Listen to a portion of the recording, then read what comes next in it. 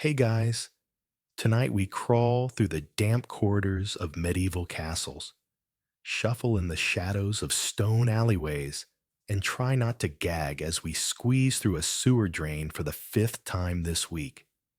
Because you, my friend, are a medieval assassin. And spoiler alert, it absolutely sucks. Your breath fogs in the cold, damp air. The stink hits first, a cocktail of rotting food, unwashed bodies, and, yep, that's human waste floating past your elbow. You're not just near the sewer. You're in it, chest deep, trying to reach a drain hole that leads into the castle's cellar. Welcome to infiltration, 14th century style. You probably won't survive this. So before you get comfortable, take a moment to like the video and subscribe, but only if you genuinely enjoy what I do here. And while you're at it, post your location and local time in the comments. I love knowing where in the world you're listening from. Now, dim the lights, maybe turn on a fan for that soft background hum, and let's ease into tonight's journey together. You wedge your body sideways through a crumbling stone tunnel slick with mildew. Your lungs burn. The torch you passed an hour ago was your last marker, and now you navigate by touch, counting bricks with your fingertips. This wasn't exactly in the job description, but then again, there wasn't a job description. Just an old man in a dark robe who said, "You want to serve the balance of power, boy? Start crawling. You're not even at the castle yet. This is entry prep. In modern terms, it's like trying to sneak into a corporate tower by shimmying through the HVAC system. Except the HVAC system is full of rats, sludge, and the occasional floating jawbone. Most castles didn't come with assassin-friendly blueprints. You had to rely on kitchen boys, drunk guards, and sometimes sheer blind luck. But you're good. You memorize the guard rotation, bribe the laundress to leave a trapdoor cracked, and now, oh, is that a leech on your thigh? Yep. It's dinner time for something down here. Here's a fun fact. Medieval cities didn't really have centralized sewage systems. Waste disposal was improvised. Night soil men would scoop waste into barrels and dump them into rivers, or just toss it in the street. So if you're sneaking in via a tunnel, congratulations. You're marinating in centuries of civic neglect. You finally reach the hatch beneath the granary. It's stuck. Of course it's stuck. The metal hinge is rusted, the latch swollen with water. You try not to make noise as you work it loose, but it scrapes anyway. A sharp, metallic whine that echoes up the chute like a death knell. Historians still argue whether professional assassins had consistent infiltration tactics or improvised every time. Some claim secret guilds had manuals, passed down in ink and blood. Others think most killers were just desperate ex-soldiers with a grudge and a bad idea. Your back aches, your toes are frozen, and your face caked with what you really hope is just mud. But finally, clunk, the latch gives. You push upward, and the hatch creaks open. Moonlight spills in, pale and silver, almost holy. You don't step out yet. You wait. 1 minute. 2. A rat scurries past your hand. You hold your breath, because above you is the granary floor, and beyond that, the inner courtyard, guarded, patrolled, lit with flickering torches and echoing with boot steps. There's no going back. You slip your dagger into your boot, check your belt pouch for the wax-sealed letter. Don't ask. And finally, you rise. Your boots squish when they hit the wooden planks. You're a shadow now. Hood drawn, face streaked, hands numb. No one sees you. Yet. Joke break.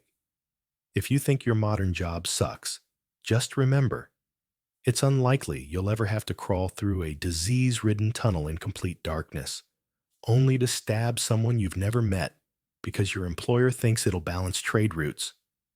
Oh, and speaking of balance, don't trip over that sack of barley. You do. The thud is louder than it should be. You freeze. A guard murmurs outside. Footsteps pause, then move on. You exhale through your teeth. This isn't a stealth game. There's no mini-map, no vision cones, just instinct, nerves, and a very short list of people you trust, mostly yourself. And even that's shaky. And you know what really adds spice to your midnight mission? That your scent probably alerted every dog within a 5-mile radius. Wet wool, mildew, and human sweat. Perfume of the damned. You slip through a door, left ajar by the cook. Thank the gods for bribery. You're in the castle now. Stone walls rise around you, damp and mossy. Candles flicker in iron sconces, and every creak of the floorboards reminds you you're not welcome here. You crouch behind a barrel. Above you, muffled voices. Someone complaining about a missing wine shipment. You wonder briefly if you're crawling past the very person you're meant to kill. Wouldn't that be a twist? There's no glamour in this life. No sleek suits or rooftop escapes. Just sores, silence, and sometimes success. But right now, all you're thinking about is the next hallway, the next turn, and whether that shadow is a tapestry or a sentry. Still, you keep moving. Because this is what you do. This is who you are. And if the rats and the cold and the stench don't get you first, maybe, just maybe, you'll live to see the moon again. You press your back against the cool stone and listen. There it is again. That dragging sound of armor plates brushing against fabric. A guard, maybe two, walking the upper gallery. Their boots thud rhythmically, slow, unbothered. They don't know you're inside yet. Not that they'd expect anyone to want in. You're deep in the keep now, where the air shifts from earthy mildew to dry candle smoke.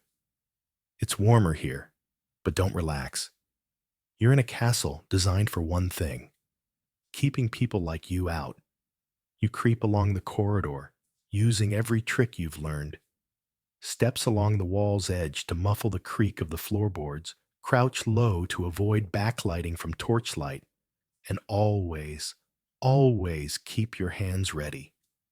One for your blade, one for the pouch of caltrops you've only had to use once. Hopefully, tonight isn't round two.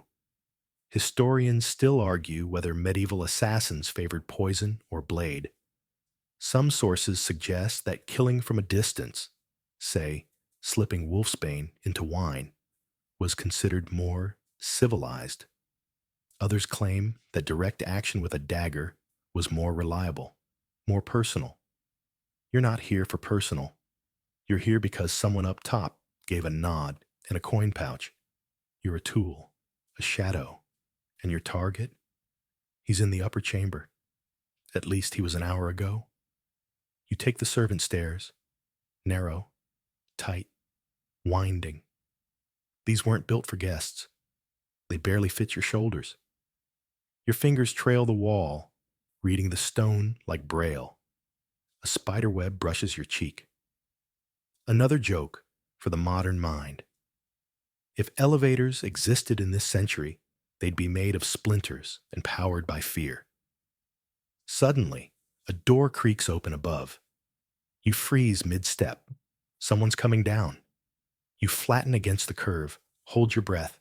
It's a maid, eyes puffy from sleep, basket in hand. She doesn't see you. Too tired, too focused on her own quiet errands. She disappears into a side hall, and you exhale. Close one. You keep moving. At the top of the stairs, there's a corridor lined with tapestries. Lions, shields, a scene of some battle where everyone looks majestic and clean. You resist the urge to snort.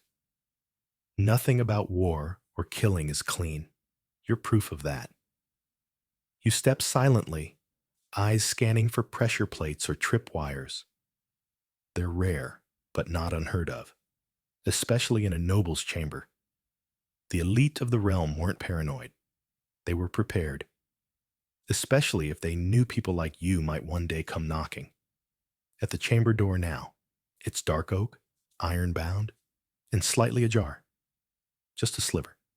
You hear nothing inside. No snoring. No muttering. Just the soft pop of a dying fire. You ease it open, inch by inch. Your eyes adjust fast. You've trained them to. The room is grand, in the way medieval nobility liked. Furs, banners, a massive canopy bed, and more decorative swords on the wall than actual fighting ones. But the bed, empty. You approach, silent. Sheets are ruffled, still warm. A cup of wine sits half-finished on the side table. Candle wax drips down in slow lines. He was just here. Someone's tipped him off. You spin around. No sound behind you. No shadow where there shouldn't be. But that tingling on your neck, that's your gut talking. You check under the bed. Empty. You check the chest. Clothes, robes, a small locked box. You don't have time. The window is open, curtains shifting with the breeze. You lean out. The courtyard. Torches. Guards. A black-robed figure walking briskly across the cobbles. Head down, surrounded by two others. It's him. He's escaping. You curse under your breath. This wasn't part of the plan. The plan had a bedroom, a silent knife, and a moonlit escape. This question mark, this is turning into a chase. You dash back the way you came. Fast, but quiet. The stairs are faster going down. Gravity helps. But the guards have noticed something. Maybe a noise. Maybe the open window. You hear shouts. Game on. You slip into the shadows just as two armored forms rush past. One yells, "Search the tower!" The other grunts. You take a side hall you memorized earlier, a servant's path to the stables. Here's a weird tidbit. Some castles had hidden stairways meant for lovers or secret escapes. Others just had poorly built corridors that became hiding places by accident. You don't care what this one was built for. It works now. You burst into the stables, startling a sleepy stable boy who drops a bucket and yelps. You draw your blade, not for him, for whoever might have followed you. But there's no time. The black-robed noble is mounting a horse. He sees you. Panic flares in his eyes. He kicks the horse hard. It bolts. You run. Through mud, straw, and the stink of manure. Because of course this ends in a stable. You're not fast enough to catch the horse, but you hurl the caltrops. The horse rears, startled. One hoof hits metal. It stumbles, not badly, but just enough. The noble falls off the saddle with an undignified thump. You're on him in seconds, blade at his throat. He gasps, and then pause. Because here's the twist. Your orders said nothing about why. Just eliminate the traitor. Now that you're looking at him, middle-aged, scared, bleeding from the temple, you wonder what he did, or if he did anything. Historians still argue whether assassins of the era were political tools or chaotic agents. Did they kill for justice? Revenge? Coin? Or were they just blunt instruments wielded by the powerful? The noble stares up at you, lips trembling. He whispers something, but you can't hear over the hammering of your own pulse. You've done this before. You'll do it again, but it never gets easier. And in this moment, soaked in sweat and stable filth, you wonder, not for the first time, if you're the villain in someone else's bedtime story. But there's no time for soul-searching. Torches are coming. Shouts. Orders. You make your choice. You vanish before they reach the stables. Back into the shadows. Past the snorting horses and the spilled bucket. You duck into the passage behind the hayloft, one of those architectural oddities that castle builders never really explained, but assassins like you quietly thank the gods for. You don't look back. You never do. Not when you're on the run, not when blood might be soaking the straw where someone's neck met your blade. Maybe he lived. Maybe he didn't. It depends on which part of you won in that moment, professional or human. The corridor snakes downward, and soon the cold of the lower castle hits you. Damp stone again. Rats again. You're descending not just physically, but morally. Every step takes you deeper into places others refuse to go, both in the building and in yourself. You reach the base of the keep and push through a loose stone slab you found days ago while scouting. It groans like a tired giant. Behind it, a drainage tunnel.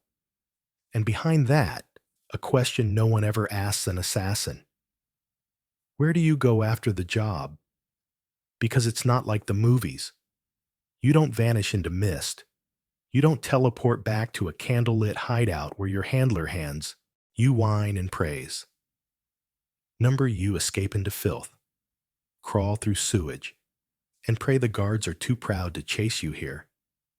As you slither through ankle-deep sludge, you pass symbols carved into the walls, some ancient, some newer.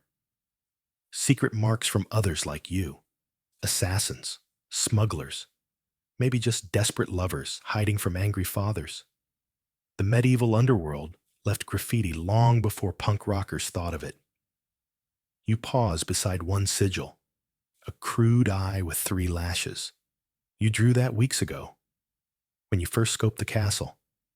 It marks the split in the tunnel. Left leads to the river. Right leads to the merchant district. You go left, because tonight, you need water, not wine. You need distance, not distraction. You emerge from the tunnel mouth on a riverbank outside the castle wall. Moonlight reflects off the water, casting shaky silver on your cloak. You dip your hands in the cold current, washing away blood. The irony? You're more hygienic than most nobles, but you still smell like betrayal. Here's a mainstream historical fact.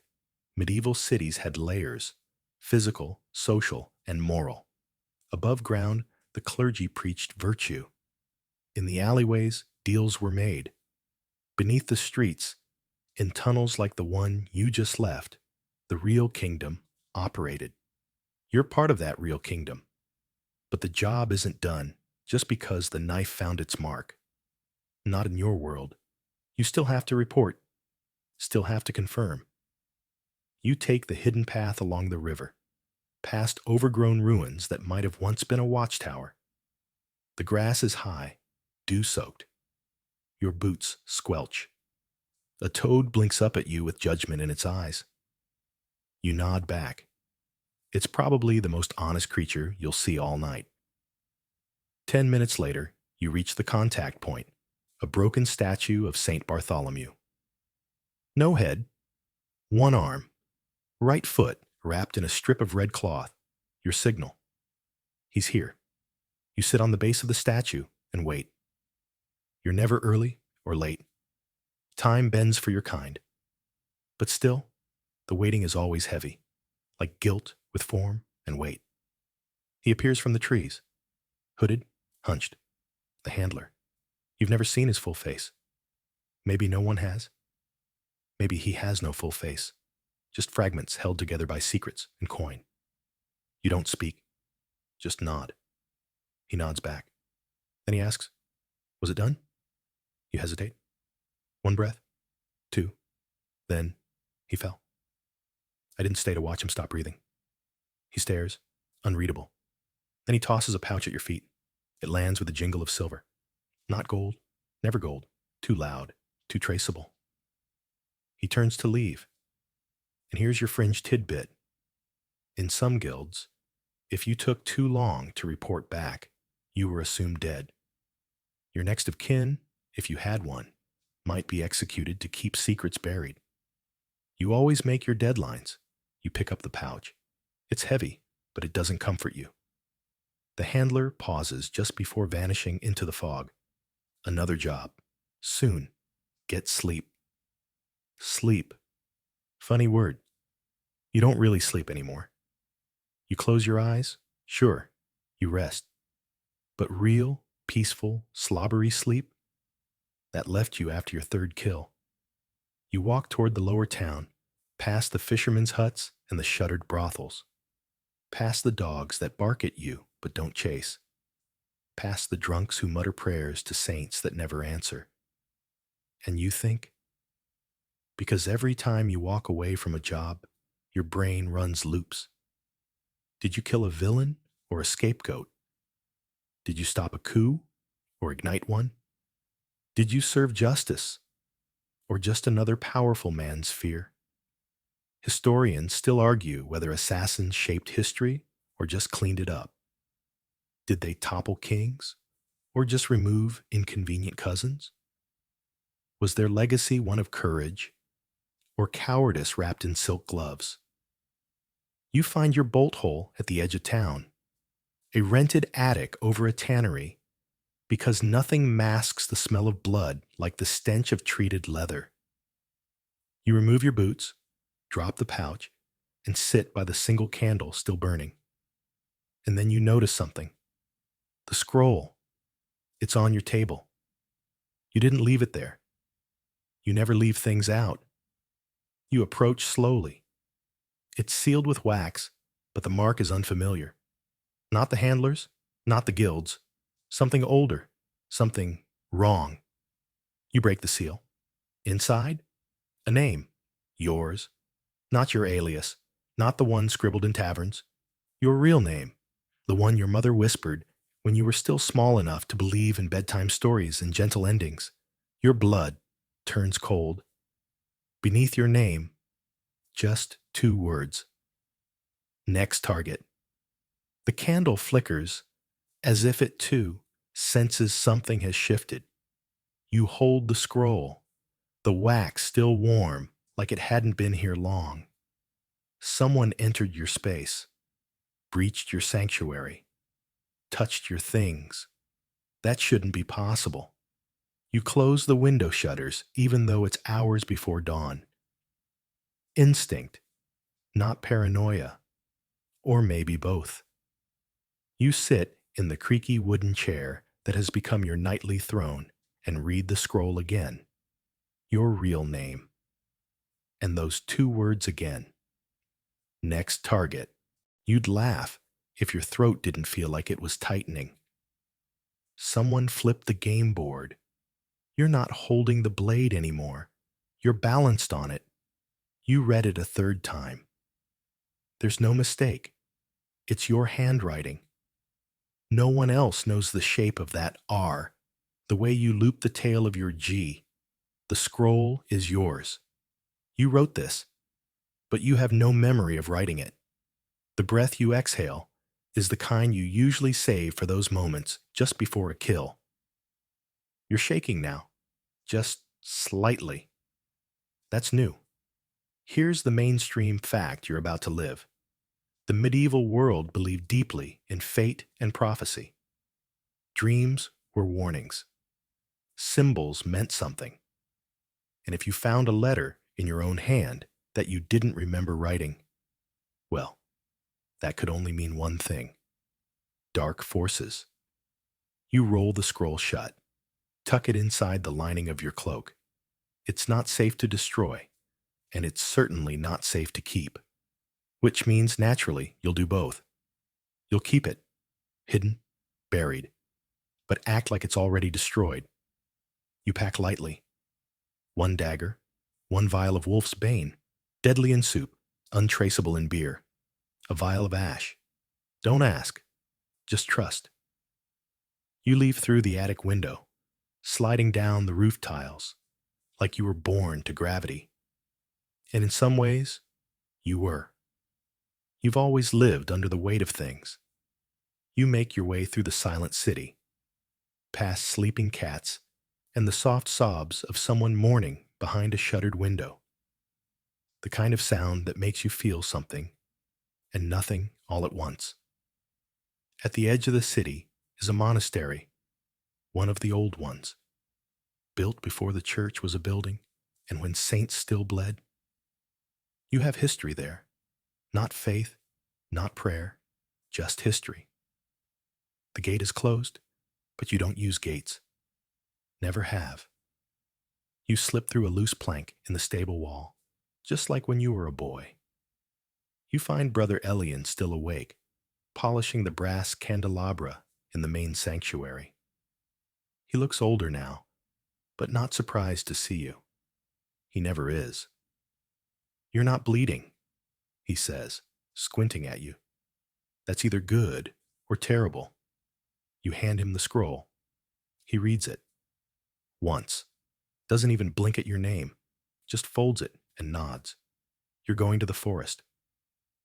It's not a question. You just nod. And here's your fringe tidbit. Some monasteries train their scribes to write in multiple hands, not just for secrecy, but for psychological warfare. The ability to mimic someone's style was considered a minor miracle, or in your case, a curse. You leave before sunrise, heading toward the Blackmere Forest. It's not on most maps. That's the point. The kind of place only whispered about by those who drink too much and survive too long. The path grows quiet, then too quiet. No birds, no bugs. Even the wind seems reluctant.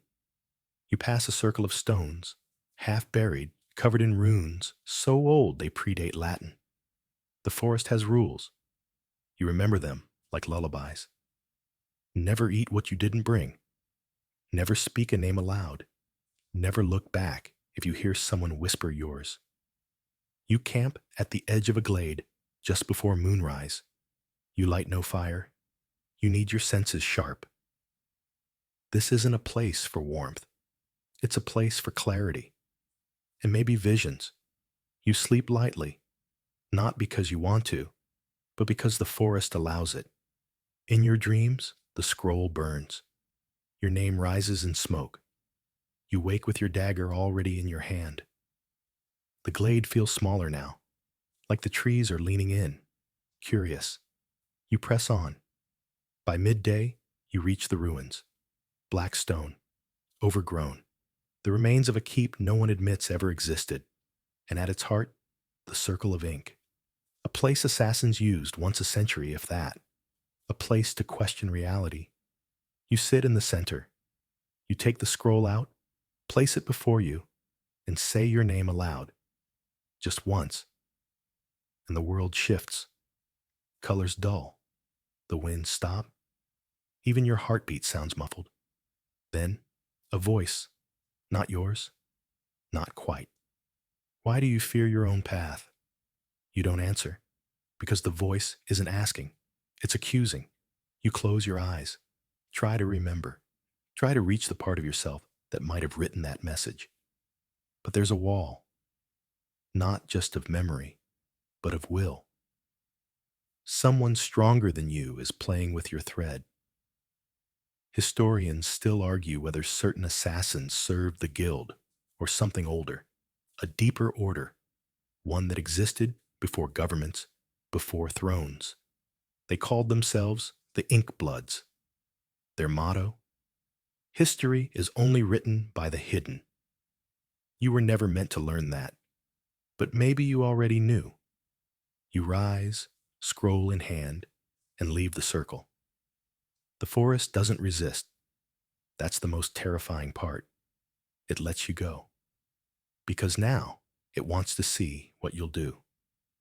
You step back onto the forest path with the scroll wrapped tight and your grip even tighter. The world feels thinner now, like parchment stretched too far. And you feel less like a person and more like a character being written. By who? You don't know. But you can tell. The pen isn't in your hand anymore. Back toward the city. Back to the web of stone alleys and shadows that feel like home. But now, Everything's different. The trees don't move like they used to. The birds don't call like they should.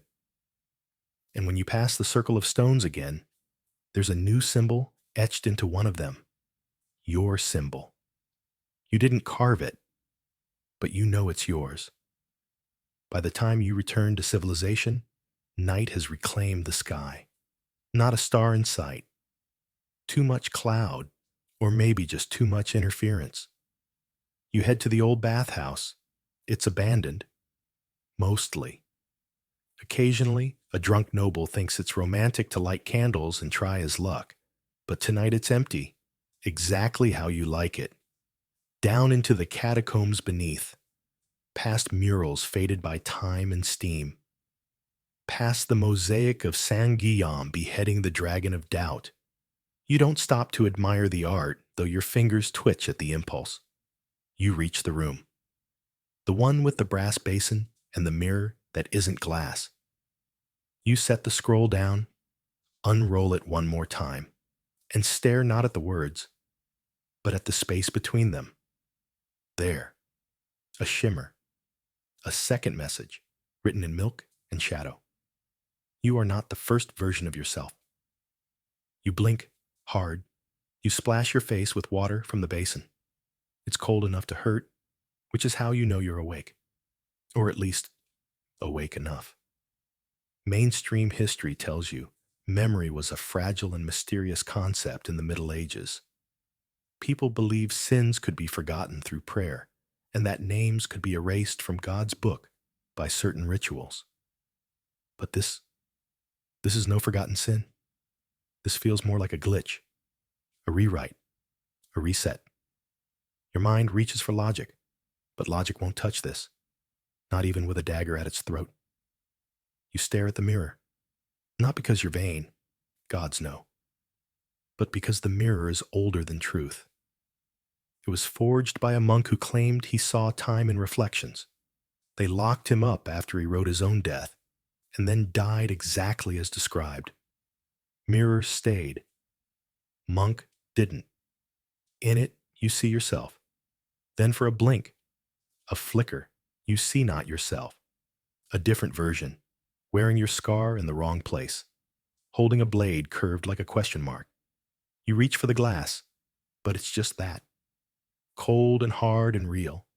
You take a breath, then another. And then you do the one thing you're sure is a terrible idea. You read the scroll aloud. All of it. Your name. The command. Even the invisible line.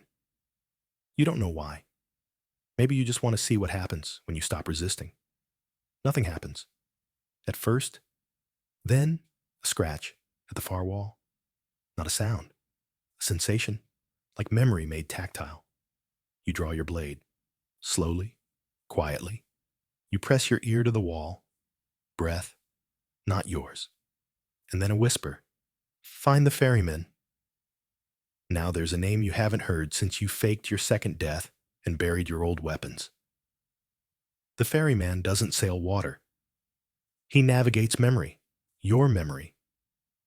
Quirky fact time. In some underground brotherhoods, ferrymen were archivists who specialized in memory mapping, recording every move, every kill, every whisper. But only some ferrymen were real. Others were metaphors, myths, placeholders for truths no one wanted to face. And here's the rub. You used to be one of them. The scroll was written by a ferryman. You were trained by one. You killed one. And now, maybe, one is trying to resurrect you. You leave the bathhouse. Don't bother sealing the catacomb door. You don't expect to return. Your boots carry you across slick cobblestone to a tower that used to house astronomers before the plague turned them into ash. Now it's just home to rats, silence, and secrets that echo. Inside, on the third floor, behind a bricked-up fireplace, is the place you swore never to enter again. You break the seal, cough on the dust. There's no light, but your hands know the pattern of the floor. The chipped tile with the star carved into it. You pry it up, There it is. A book, wrapped in eel leather, bound with sinew, no title. You only ever open it with gloves. Tonight, you don't have gloves. The first page is blank. The second page bleeds ink as you look. And then, your full name. All of it, including the middle name no one ever knew. You turn to the next page. A list, targets, kills, lies, all you, and dates beyond today. You slam the book shut, but too late. Something slipped in. You feel it like a tick between the ribs. A thought that doesn't belong to you anymore. Historians still argue whether some assassins had access to future-telling artifacts.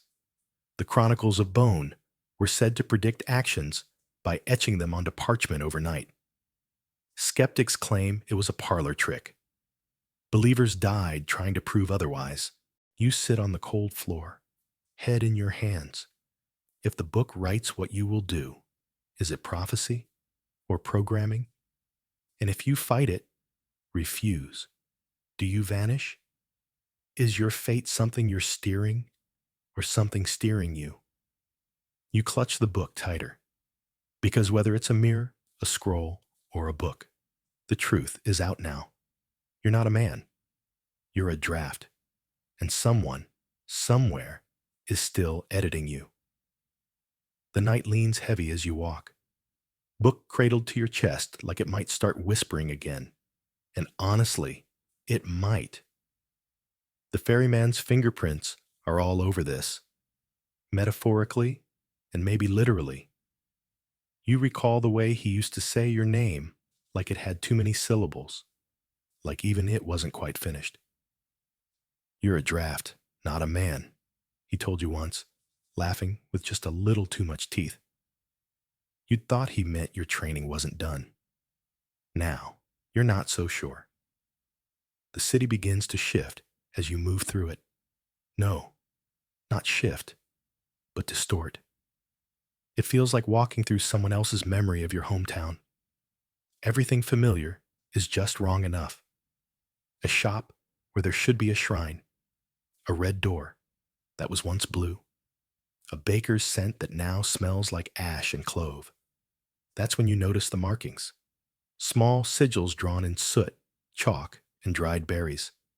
On walls, stones, even the sides of animals. You spot a pigeon with a rune scrawled on its wing. No one else seems to notice. These aren't random. These are breadcrumbs. And not for you. For someone following you. But if you can read them, then maybe. You start following the trail backwards. Through markets now sleeping. Past beggars curled like forgotten prayers. Through the graveyard with tombstones so old the names have eroded into silence. Eventually, the trail leads to a building that shouldn't exist. You know every square foot of this city. Or you did.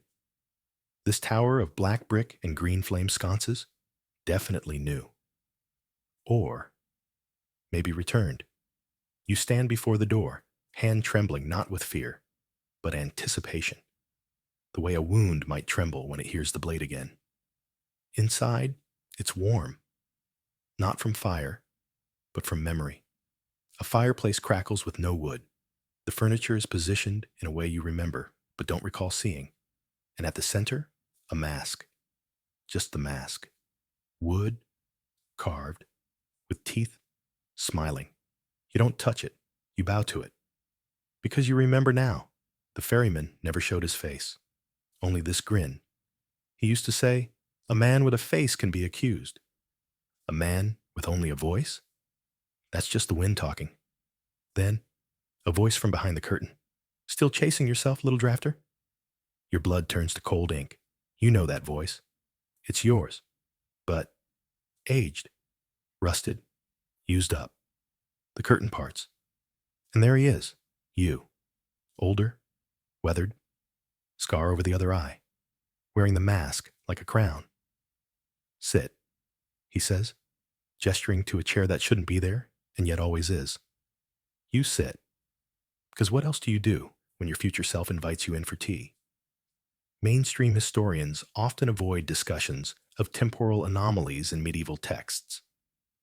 Yet there's a curious letter archived in Bologna, a monk writing about the man who told me how I'd die in a voice that sounded just like mine. Most label it apocryphal, a fiction, but some believe it points to a forgotten sect, the selfhood keepers. Still got the book? He asks. You nod. Good, he says. You're going to need it for the decision. What decision? You ask, voice dry as chalk. To reset or to rebel. He stands now, pulling out a dagger with a sigil etched into the hilt, the same one from the scroll, from the stone, from your dreams. You're not real, you say, but the blade says otherwise. He tosses it to you. It feels warm, like it remembers you. You've lived this life a dozen times, he says, always forgetting, always circling back. Kill a bishop, steal a crown, die in an alley. Over and over. But now you've read the scroll, found the book, seen the mirror. You woke up. So now you have a choice. He points to the door behind him. Go through that, and everything resets. You lose this knowledge. Go back to being the blade of the guild. Just another asset. He points to the roof hatch above. Go up, and it's war. Against the archivists, against your creators, against me. You laugh, because it's the only response that makes sense.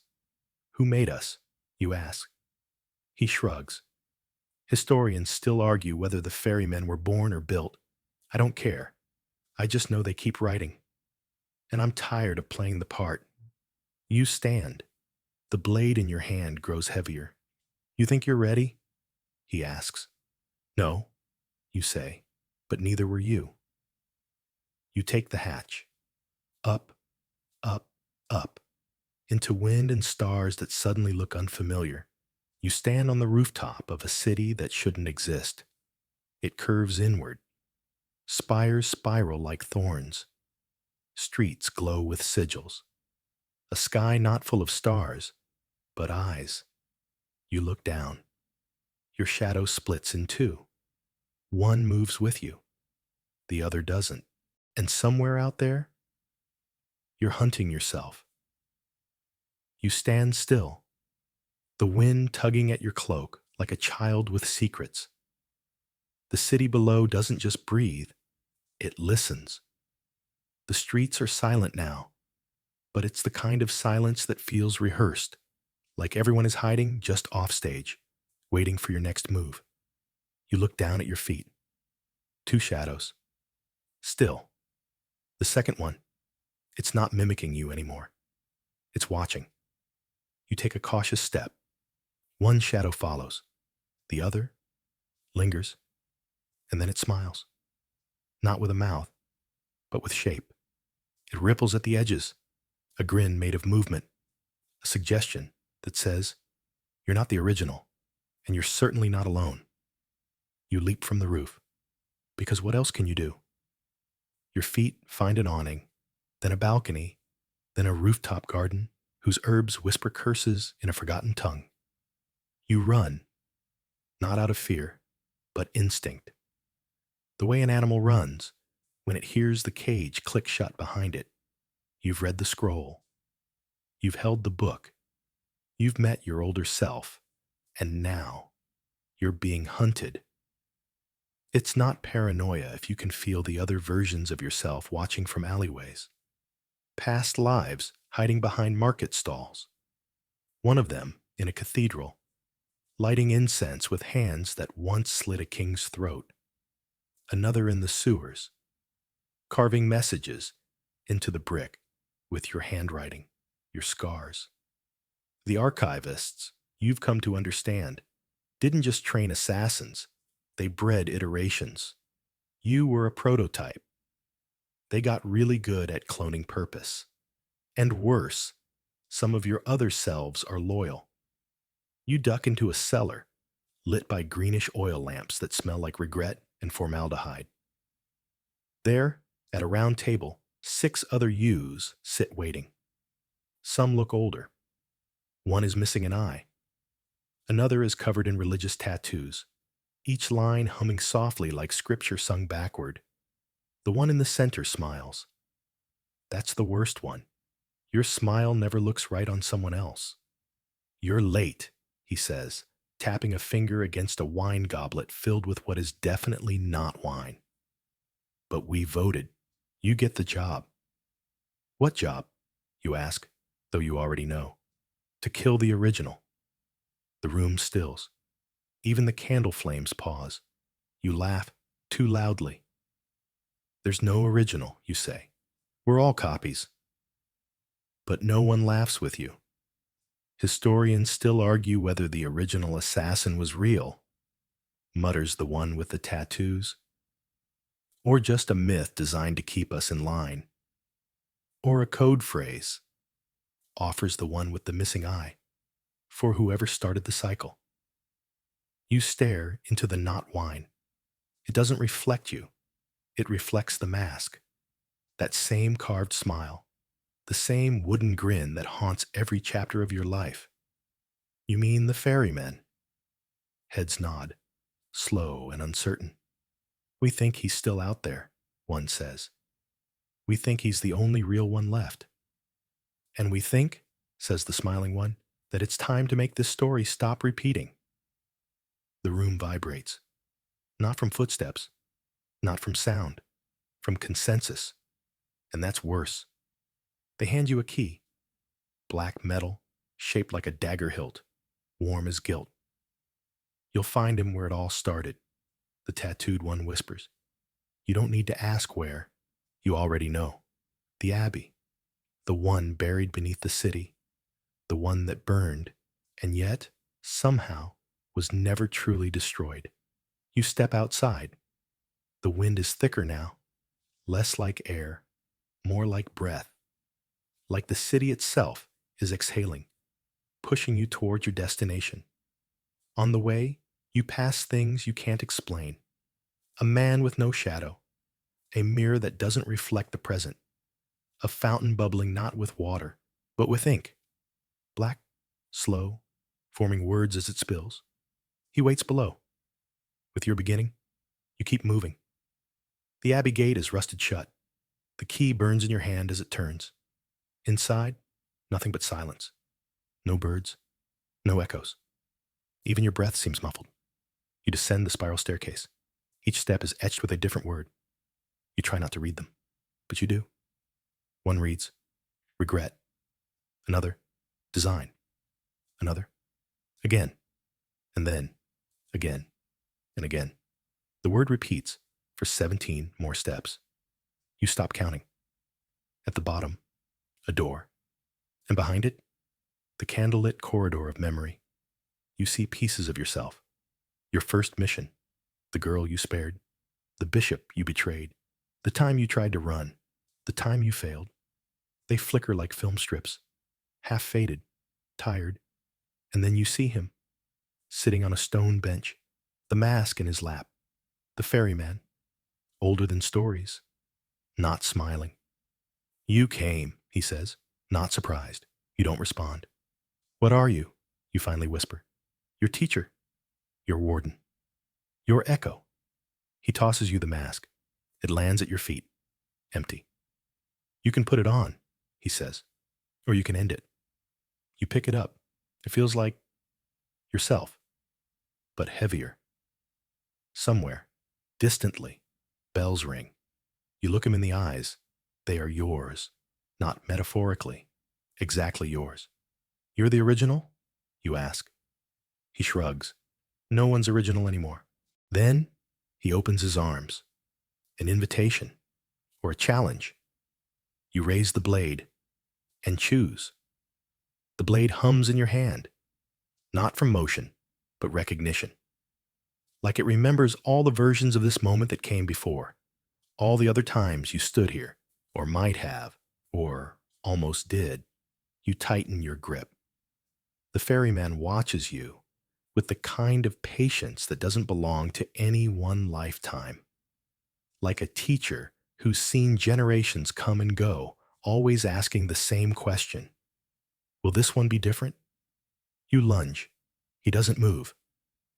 The blade stops an inch from his throat.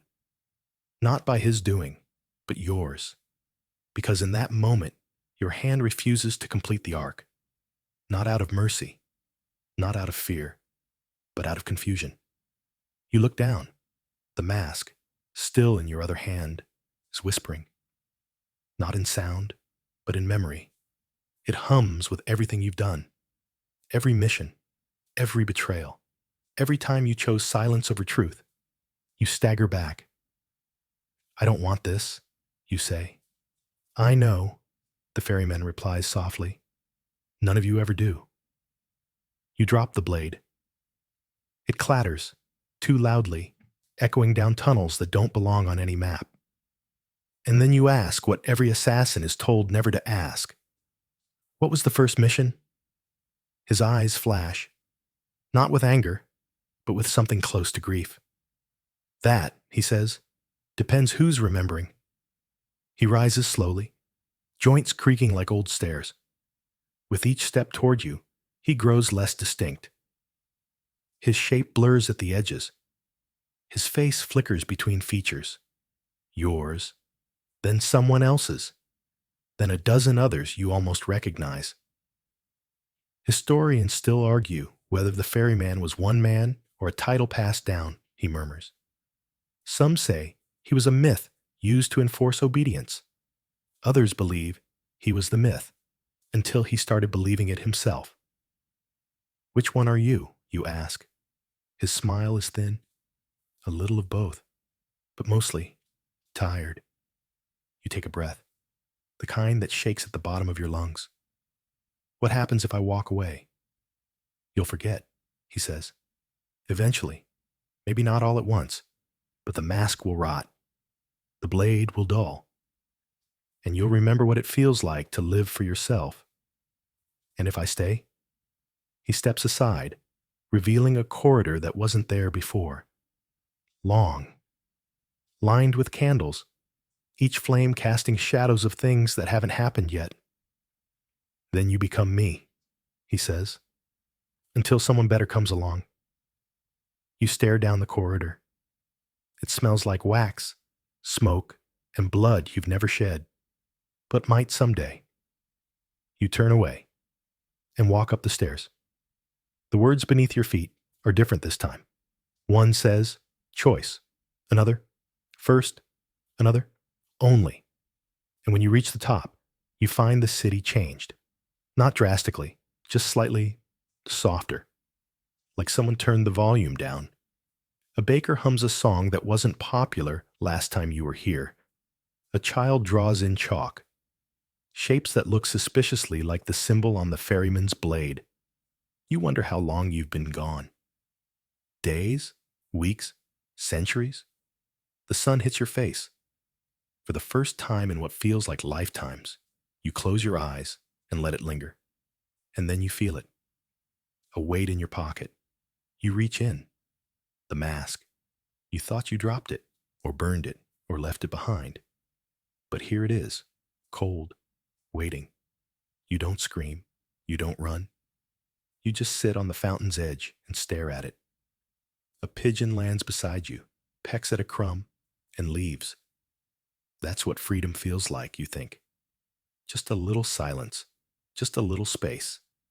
Just a moment when no one is watching, and you're not being anyone. But then someone sits beside you, a girl, maybe 10 years old, eyes too old for her face.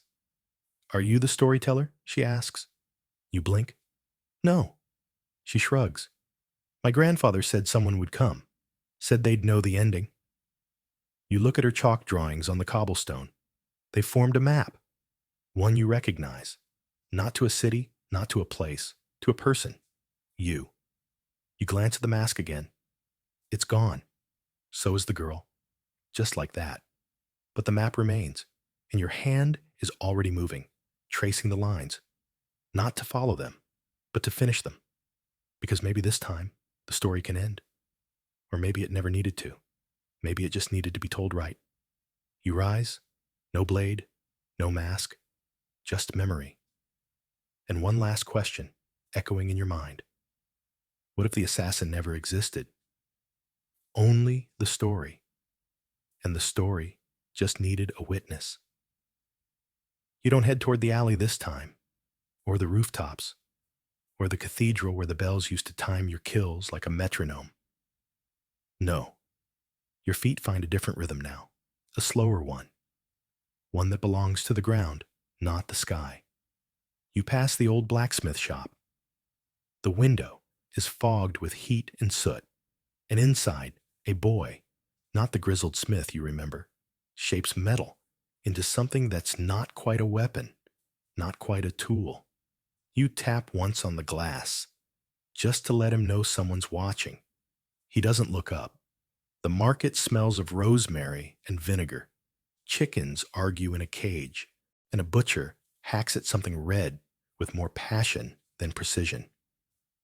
The woman who sells candles nods at you like she knows your name, even though you're sure she doesn't. But then again, you're not sure of much anymore. And then the church bell rings. 12. Your body reacts before your mind can stop it. Shoulders tense, heartbeat rises, hand moves to a hilt that isn't there. The rhythm of an old life pulses beneath your skin, like a ghost trying to pick the lock from the inside. You breathe. Once. Twice. You let the bell finish. No kill to mark. Just time. Just the world ticking forward, regardless of what you do next. Behind the church, a door you've never seen before opens slightly. Not inviting. Just acknowledging. A monk stands there, eyes closed, hands stained with ink and wax. You look lost, he says. You smirk. Everyone does in this city. He doesn't laugh. Some cities are designed that way. He turns, leaves the door open. You hesitate, then enter. Inside, candles float in tiny bowls of oil. The walls are carved with symbols so old, even the dust seems reverent. At the center is a book, not big, not glowing, just worn. Open to a page that reads, Erased names, remembered faces. You don't ask permission, just read. And for the first time, it's your story. Not the one they wrote for you.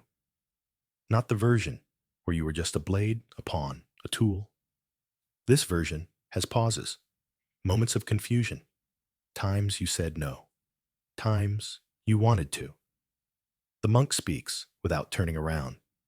Historians still argue whether assassins kept personal diaries. You smirk again. Would have been a terrible security risk. Or a necessary rebellion. He finally faces you. His eyes are milky, almost blind. But somehow, he sees you clearly. You know what the order feared most? You shake your head. Memory. Seems like that's all they had, you counter. He walks toward the book and places a finger on a blank page. This is the last one. The one only you can write. And if I don't? He shrugs. Then someone else will fill it in for you. They always do. You sit. Not because you're ready, but because you're tired. You pick up the pen. It's lighter than expected. Like it doesn't quite exist until you decide what to write. The ink smells like iron. Almost like blood. But this time, no one bleeds. The first line is hard. It always is. You don't start with the kills. You don't start with the ferrymen. You start with the birds. Because before you learn to jump from rooftops or disappear into crowds, you spent an entire spring just watching sparrows learn how to land. And for some reason, that feels important now. You write. The candle beside you flickers in agreement. When you finish the first page, the monk is gone. So is the book. So is the room. You're back on the street. But now, there's something in your pocket. Not the mask. Not the blade. A single page. Folded. You open it. Your words stare back. And underneath them, scrawled in unfamiliar handwriting. The next chapter is yours. but someone else may need it more. You look up. Across the square, a boy, barefoot, bruised, eyes scanning the crowd like it might bite him. You walk over. No grand gesture, no speech. You just hand him the page. He looks at it, then at you, then runs. Not away, just forward. You smile, and for once, it's not a disguise. The city breathes differently now. The weight of your footsteps softens on cobblestones that seem to remember your hesitation and your resolve. You move through the streets as if the shadows themselves are curious, not threatening. They follow you, but no longer to swallow you whole. You find yourself near the river, where the water flows slow and dark. Its surface ripples with the reflection of lanterns, like fireflies trapped in glass. You remember a strange story from your training days.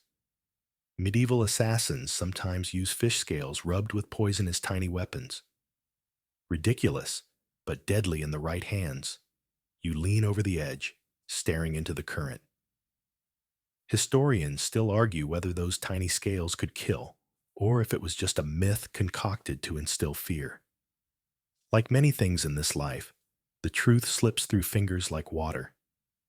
A sudden splash jolts you, something skimming the water's surface. You barely have time to react before a figure emerges. Not an enemy, not a friend, just a messenger cloaked in the same dust and silence you used to carry. He hands you a small, folded note. No words, only a symbol etched in ink, a serpent biting its own tail. You recognize it instantly. The Ouroboros, the ancient emblem of cycles, eternity, and the endless return of things lost and found. The messenger nods once and disappears back into the night. You unfold the note slowly, feeling the texture of the parchment, like a whisper of a forgotten language.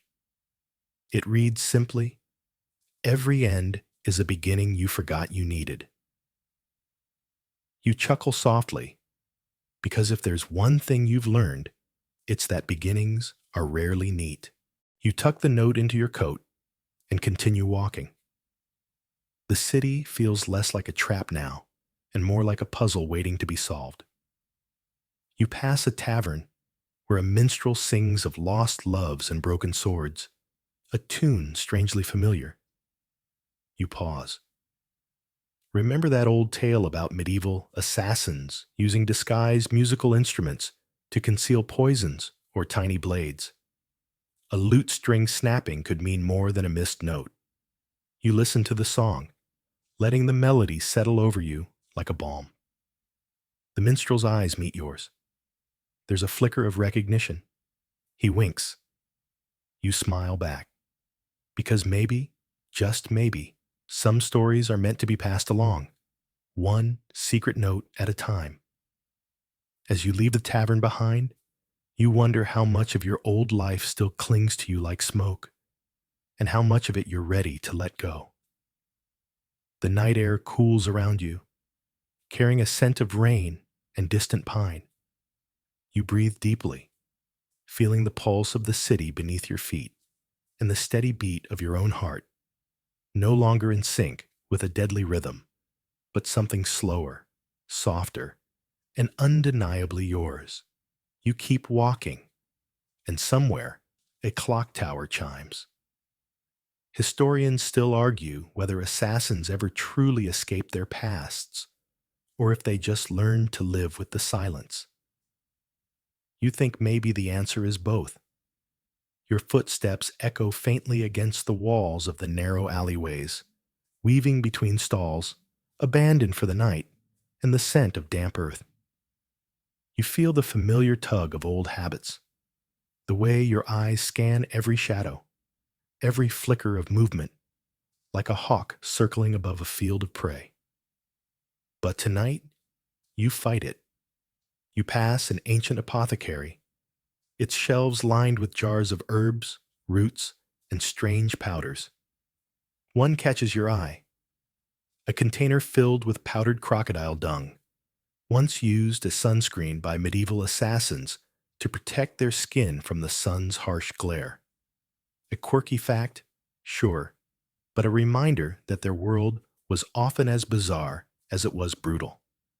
You touch the wooden door, feeling the grain beneath your fingertips, and remember the countless times you had to rely on such odd tools to survive. The strange mixture of science and superstition that kept you alive, or at least in one piece. Historians still argue whether these concoctions actually worked or were just desperate measures fueled by fear and folklore. You walk on, past a stack of broken arrows and discarded masks, the remnants of a life you once lived. A faint breeze carries the scent of burning pine and old parchment. You stop, recalling the secret messages passed between assassins hidden in the weave of their cloaks or the embroidery of their gloves. Codes only the initiated could decipher. In this city, silence was a language, and you were fluent. But silence is heavy. It presses on your chest like the night itself.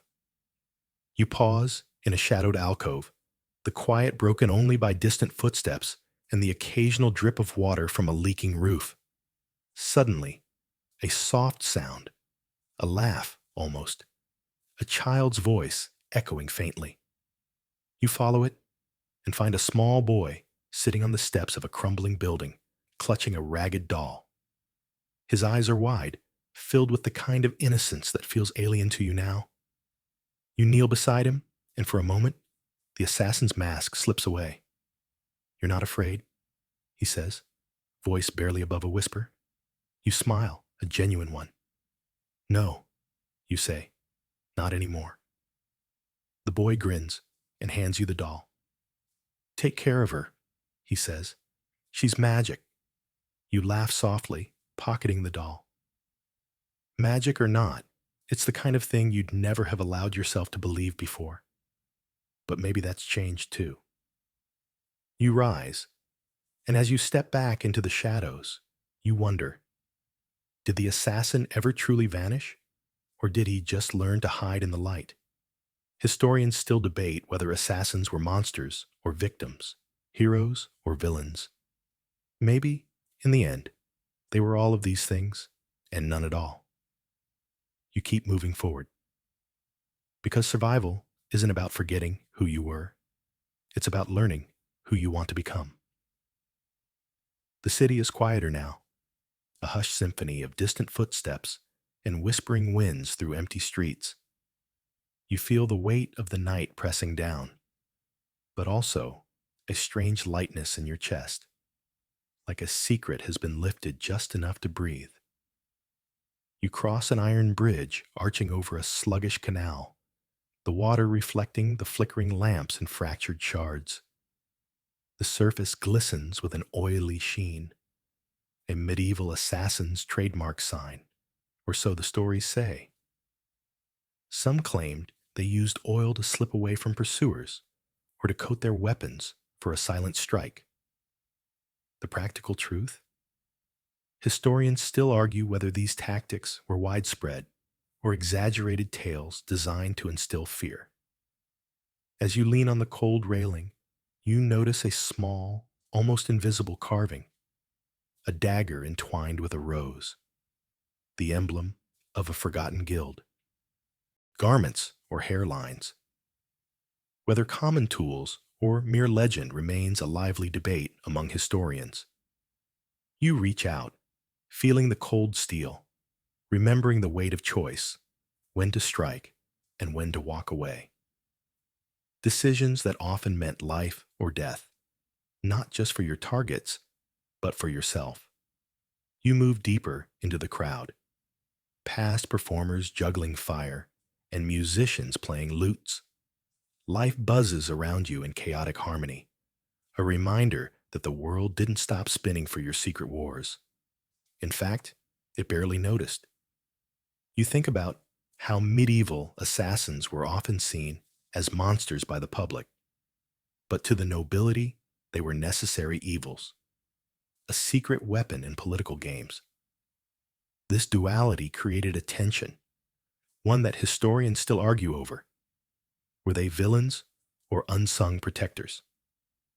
A child runs past you, laughing, chasing a hoop. You smile softly, the sound breaking the weight of years spent in silence and shadows. The innocence feels distant, like a dream you once had and forgot.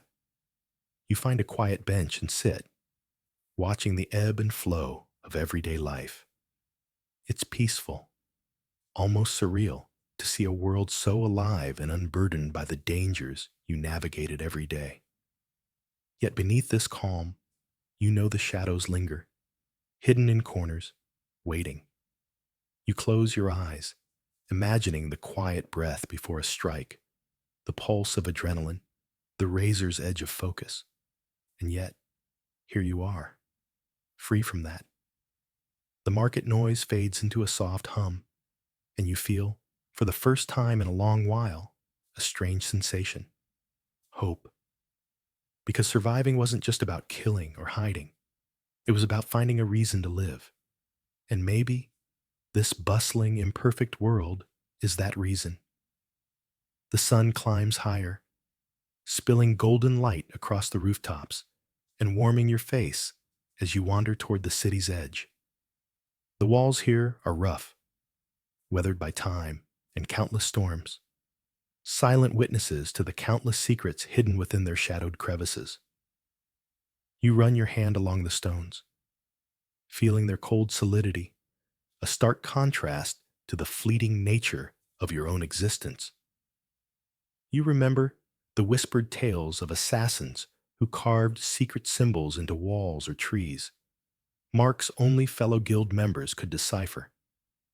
Some believed these signs were protective, others a warning. Historians still argue whether these symbols were practical guides or elaborate myths meant to intimidate rivals. Ahead, the fields stretch out, golden and swaying under the gentle breeze. The vastness is both liberating and terrifying. You think about how few assassins ever saw a world beyond the narrow corridors of power and violence. You pause to breathe in the fresh air, the scent of earth and growing things grounding you. It's a reminder that life persists, even when it feels like everything has been lost. The solitude here is different from the silence of the shadows. It's not a void, but a space filled with possibility. You think back to your old life, the danger, the constant fear, the thrill of the hunt. It was a life built on the edge, but edges wear down, and you have spent years slowly stepping away. You smile faintly, remembering the ridiculousness of some things, the elaborate disguises, the endless codes and hand signals, even the absurd belief that wearing a certain color could grant invisibility. Medieval assassination was as much about theater as it was about death. And yet, for all its darkness, there was an art to it, a brutal poetry that only those who lived it understood. Historians still debate whether assassins were simply tools of power or if they carved out their own twisted kind of freedom. As you walk away from the city, the sun fully risen now, you feel a gentle warmth on your back, as if the world itself is forgiving you. You think about what comes next. No more shadows, no more secrets, just the open road ahead. Maybe that's the real escape, not from enemies, but from the ghosts inside. You take one last look back, the city a fading silhouette against the morning sky. And then you turn, stepping forward into whatever waits beyond. The night deepens, and the day's stories settle like a soft blanket around you. You've traveled through darkness and light, through shadows of fear and flashes of hope, witnessing the harsh truths of a life lived on the edge. Remember that weight you carried, the knives, the poisons, the silence of secrets, and now feel it lighten with every breath. The world is vast, and though the past may cling like a shadow, there is always space for peace. Imagine yourself in a quiet field, the soft rustle of grass, the distant call of night birds, the gentle breath of wind brushing your skin. Let these calm moments wash over you, easing your mind, softening the edges of harsh memories. You are safe here, wrapped in the quiet hum of night. No threats lurk in these shadows, only the gentle promise of rest.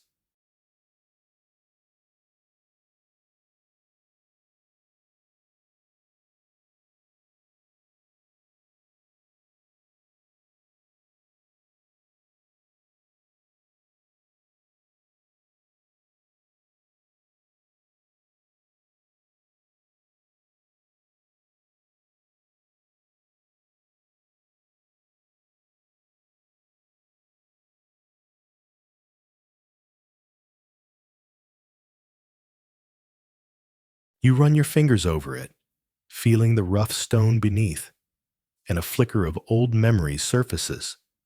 The trust, the betrayal, the code you swore to uphold. But codes break, especially in the medieval shadows, where loyalty often shifted like sand. You move on, the night's chill creeping into your bones despite your layered cloak. Somewhere nearby, a blacksmith's hammer rings out, a rhythmic pounding that echoes like a heartbeat. The blacksmith's forge was an unlikely sanctuary for assassins, a place to sharpen blades and stories alike.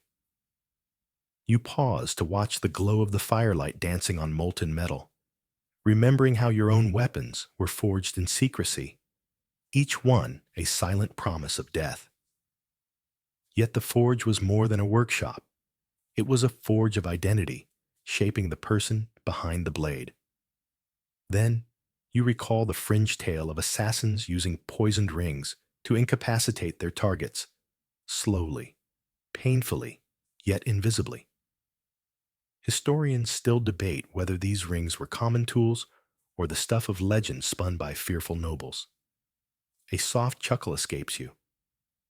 Medieval assassination was equal parts myth, horror, and survival. It's hard to tell where one ended and the other began. As you turn away from the forge, a stray cat slinks past, eyes gleaming with curiosity. You follow its path until it disappears into the darkness, leaving you alone with your thoughts. You consider how much you've changed since those brutal days of hidden daggers and whispered threats. The assassin's life was a series of sacrifices, trust, humanity, even the possibility of peace. Yet here you are, walking away from it all. Maybe the greatest kill of all was killing the part of yourself that thrived in the shadows. Historians still argue whether anyone truly escapes the past, or if it's merely a matter of learning how to live alongside it. You walk on, feeling the dawn's first light, brushing the horizon, a faint promise of something new. The first light of dawn filters through the narrow windows of a chapel, casting long golden beams that slice through the lingering darkness like the edge of a finely honed dagger. You find yourself drawn to this place, not for sanctuary, but because even assassins once sought moments of quiet in the sacred. You step inside, the scent of burning candles and old stone filling your lungs. The worn wooden pews creak beneath your weight as you settle in the back, letting the stillness wash over you. It's a strange comfort, this quiet reverence, when your life was once marked by chaos and sudden endings. You remember a peculiar fact.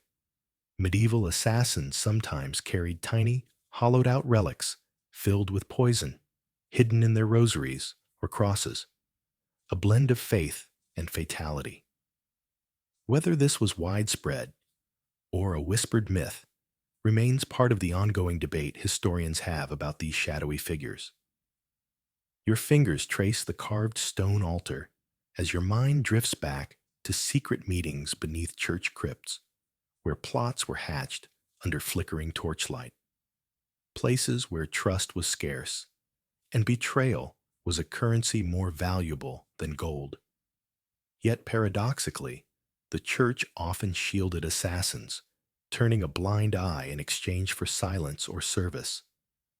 The lines between sinner and saint blurred in these twilight zones of power.